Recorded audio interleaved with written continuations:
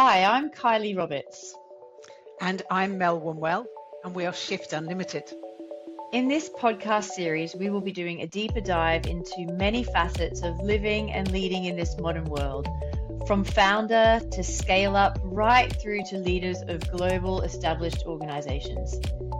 We will explore how we can be more holistic and authentic as we connect more deeply with ourselves, our relationships with others, and the wider world.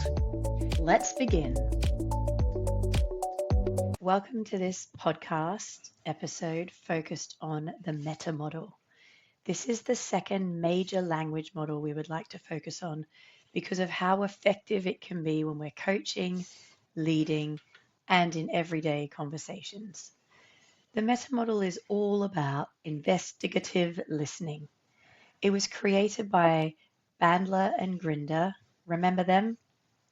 Who were researching and understanding what the great change agents were doing that meant they were so effective in the change roles that they were in. They specifically analyzed family therapist Virginia Satir's work. She had a knack of asking specific questions that would get to the root of a problem. Bandler and Grinder used the modeling technique to extract the meta model so we can all use these questions and that we too can get to the root of problems before attempting to move towards a solution. This model allows us to get below the surface structure of language, and by that we mean the words that just come out of someone's mouth, right into the deeper structure of language, so the bit that tells us what's really going on beneath the surface. So what do we mean by all of that? Well, we talked about the coaching and NLP communications model in a previous podcast. As a quick refresh, an external event happens, and because we have over 2 million bits of information hitting our brain at any moment, we can't possibly take that all in.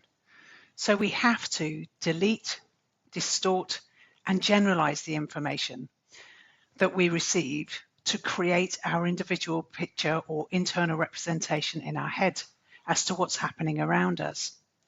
So we all live our lives in our heads, basically, and we all experience the world differently. For some, exercise is a joy, and for others, it's a chore. For some, eating lots of clean, green, raw vegetables is amazing. For others, they grumble and call it rabbit food whilst making a face. The surface content of language means the words that are being used to describe the external event that is happening according to someone. And if we just listen to this, we have to do a lot of mind reading to try and work out what the person is really thinking, feeling, and what their internal representation is in their heads. And there's a very high chance that we'll get this wrong.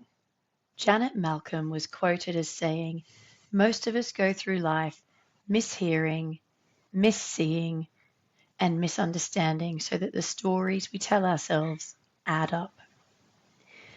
When we listen to what is being said and ask precise, investigative, meta-model questions, it enables us and the person we're talking with to uncover the deeper structure and meaning-making lying deep in the unconscious mind that's created by the words. So why would we want to understand the meta model and use it? The meta model enables us to chunk down from the global abstract or the big picture thinking to concrete specific details. And this is really useful in a number of scenarios. So in business, sometimes we really need to get to the nitty-gritty detail to take action if a person is an abstract thinker. The meta model enables us to drill down to the specifics and get that detailed, useful information.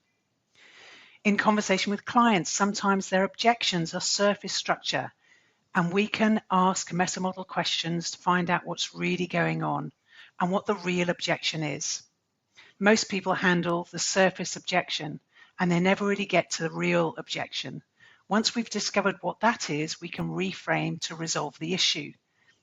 And in coaching, when a client talks to us about a problem, often whatever they begin with in the session is the surface structure. It's not the real issue. There's something deeper going on. So using the meta model allows us to get below to the deep structure.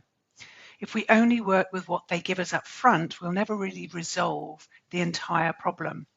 Using the meta model allows us to approach the conversation from the heart of the issue and resolve this at a deeper level. When we get to the heart, we can do really valuable coaching. We can do great work in leadership and also in our life conversations. So we can get under the surface issues to the deeper structure by getting below the distortions, generalizations, and deletions that we make on a day-to-day basis. So let's start with distortions. So we will start by looking at these meta-model questions that enable us to recover the deep structure from distortions that are being made at the surface. The first one is mind reads. This is where the person seems to know someone's internal state without saying how they know. For example, I could say, she doesn't like me. So a specific meta-model question to go deeper and recover the deeper structure would be, how do you know she doesn't like you? Or, what specifically does she do that causes you to think that? These questions help us to recover the source of information. You might recognize these as the chunking down questions from the chunking up and chunking down model we shared in a previous podcast. Another distortion is the lost performative. This is where a person is making a value judgment and the person doing the judging is left out. For example, we might hold the belief that it's bad to say something is done and complete when it's not perfect. So we need to gather evidence. Who can we ask? Who says it's bad? Here we recover the source of the belief. Or we could ask, according to whom? When we do this, we can recover the lost performative. Another question we can ask is, how do you know it's bad? And when we ask this, we recover the belief strategy that the person has. The third distortion is to do with being at cause and effect, where the cause is wrongly put outside of the person. For example, he or she makes me angry. This definitely puts the person at effect.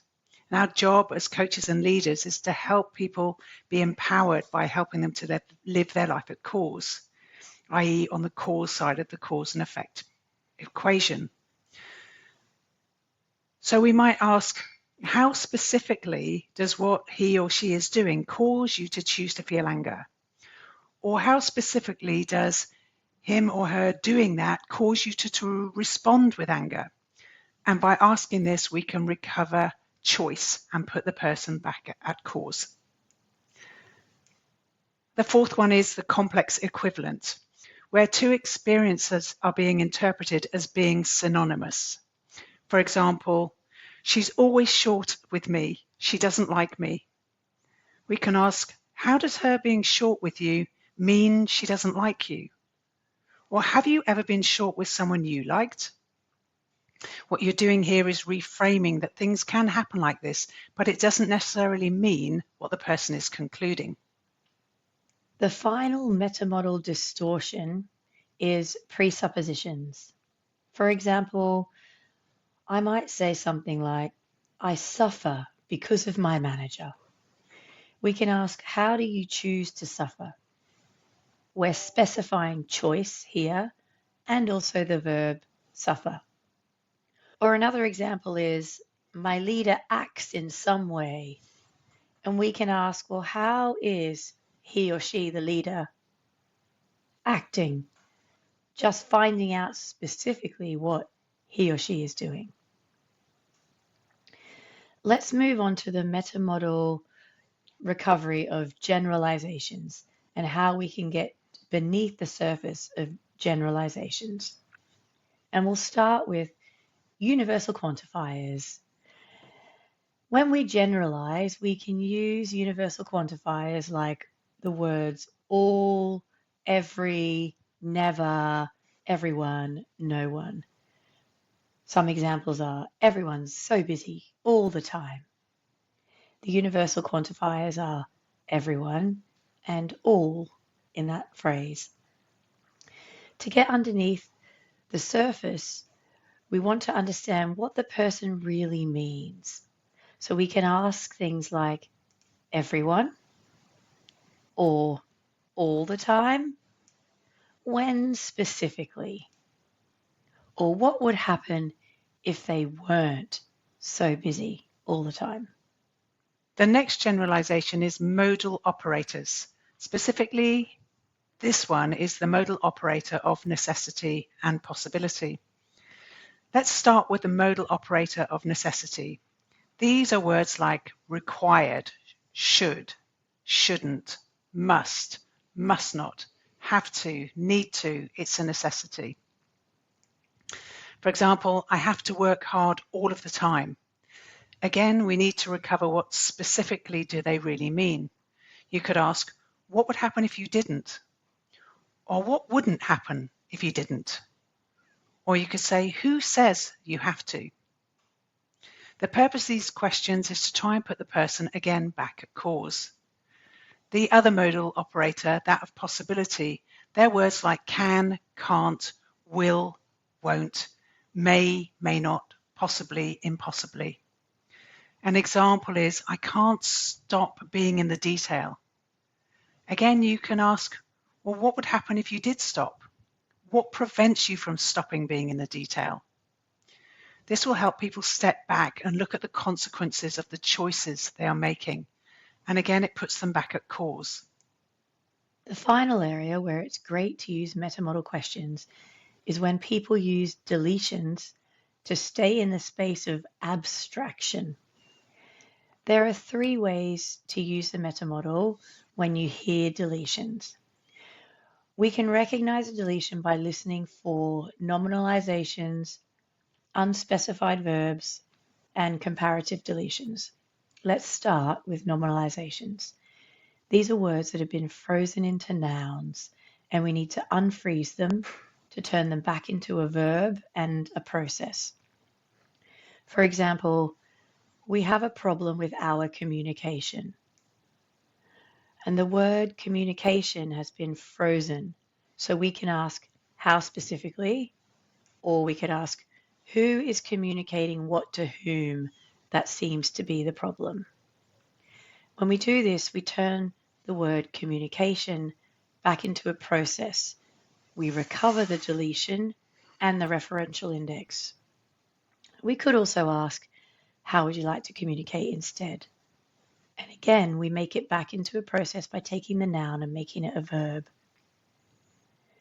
The second of the 3 deletions is unspecified verbs. For example, he or she rejected me.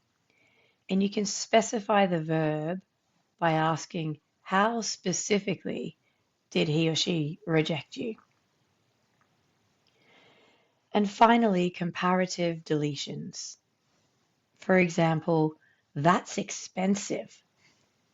We can recover the comparison and, as a result, the missing information by asking the question, compared to what? A word of caution. It can make people feel uncomfortable to be challenged in this way.